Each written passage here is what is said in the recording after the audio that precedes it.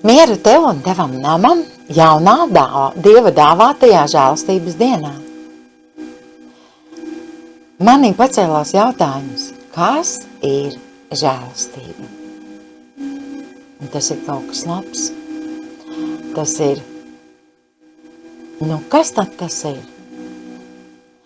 Un laikam jau labāku formulējumu, kā Keneta Koplenda formulējumu, es pateikt jums nevarēšu. Žēlastība ir tad, tas ir tas, ka Dievs tam, kurš nav pelnījis neko, grib to visu iedot, ko viņš apsolījis. Dieva žēlastība ir Dievs izturas pret tevi tā, kā tu nemaz neesi pelnījis. Dievs grib tev iedot visu to, ko viņš ir apsolījis. Lai saņemtu no Dieva to, mums ir jābūt viņam tuvu klāt. Mums ir jāzina viņš, jāpazīst viņš, kā jūs pazīstat savu vīru, vai savu sievu, vai savu māti un tēvu. Tuvās attiecībās.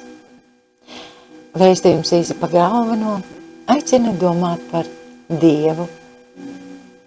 Tad, kad, es nezinu, es biju iecerējis to, ka tas notiek no rīta, lai tev pa visu dienu ir ko domāt. Bet ja nu tu skaties vakarā, tad gulētējot tev būs par ko padomāt. Dievs ir labs, un viņa žēlastība raksti saka paliek mūžīgi. Un ja vēl tu esi viņa bērns, tu vari dzīvot mierā. Dievs par tevi parūpēsies, tāpēc, ka viņš to ir apsolījis. Bet es atgriežos Salamana gudrības grāmatā 11. nodaļā un lasu tālāk. Tā tad es paliku pie 22. panta, kur Salamans saka tā uz Dievu savā lūkšanā. Visa pasaule tavā priekšā kā sīks svaru skāriens, kā rasas lāse agri no rīta nokrītot zemē. Visus spēdams, tu visus žēlo, lai ļaudis atgrieztos uz grēkiem neraugies tādēļ, ka tu mīli visu, kas ir. Nekas no radītā tev neriebi. Ja tev kas būtu bijis neīstams, tu to nebūtu radījis. Ja tu kaut ko nebūtu vēlējies, kā gan tas pastāvētu? Un kā lai saglabātos tas, ko tu nebūtu saucis pasaulē? Bet visu tu saudzē, jo viss ir tavs. Kungs, kas dzīvību mīli, ikvienā ir tavs neiznīcīgais gars, tādēļ soli pa solim tu pārmāci tos, kas grēko, un pārkāpumus atgādinot brīdini, lai atbrīvojušies no ļaunuma, tie sāktu ticēt tev, Kungs. Āmen. Es tikko ieraudzīju atzīmi, kuras pagājušo reizi beidzu, kuru pirmīt meklēju un neatradu. Ko tas nozīmē?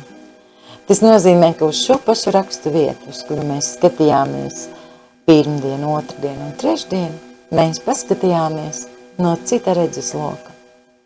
Tā ir Bībeles brīnumainība. Cik reizes lasīsi, tik reizes atradīsi kaut ko jaunu. Un es priecājos par to. Jo šī bija labā vēsts. Nekas no radītā tev neriebj, saka Salmans. Visu spēdams, tu visus žēlo, viņš saka. Un kāpēc?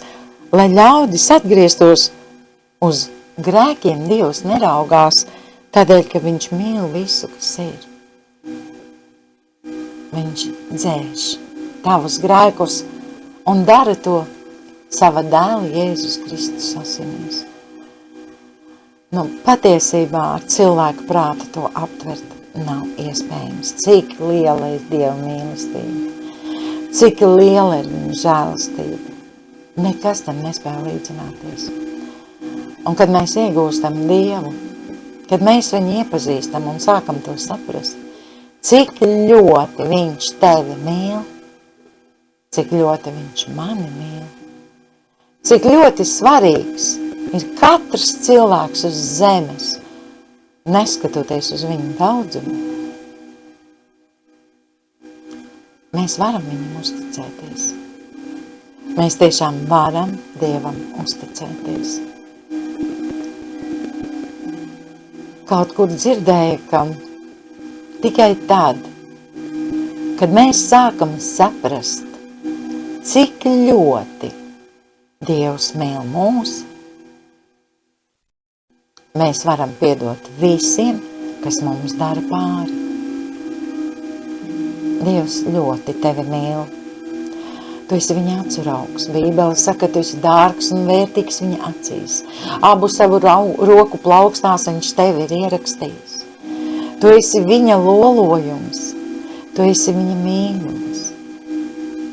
Un tāpēc šodien dzīvo ar šo apziņu, ka tu esi Dieva mīlēts. Mīlēts tik ļoti, ka par tevi, tādu kāds tu esi, un mēs visi zinām, ka neviens no mums nav pati pilnība. Tādu Dievs tevi mīl. Tā ir laime to zināt. Ir laime to dzirdēt, un laikam tas ir tas pats galvenais, ko Dievs šodien tev grib pateikt. Debes Tēvs, tu savā lielajā gudrībā, mīlestībā un žēlastībā mani esi iemīlējis tādu, kāda es esmu. Tēt, tas nav manam prātam atverums. Kungs, man gribas noslīgt tavā priekšā uz ceļiem un teikt, Dievs, cik tu esi labs, mīlošs. Tēt, es arī tevi mīlu un es tev pateicos, ka, lai varētu mani pieņemt, tu samaksāji par maniem grēkiem. Un par cik par maniem grēkiem ir samaksāts. Slimībai nav tiesību, nekādai diagnozei nav tiesību, trūkumam nav tiesību palikt manā dzīvē. Es pateicos tev, Tēvs, ka ar Jēzus brūcēm mēs esam dziedināti. Es pateicos, ka tu esi mūsu gans un mums netrūkst nieka. Es pateicos tev, Dievs, par tavu neaprakstāmo, neizsakāmo vārdos mīlestību, kas tev ir uz katru no mums, Tēvs.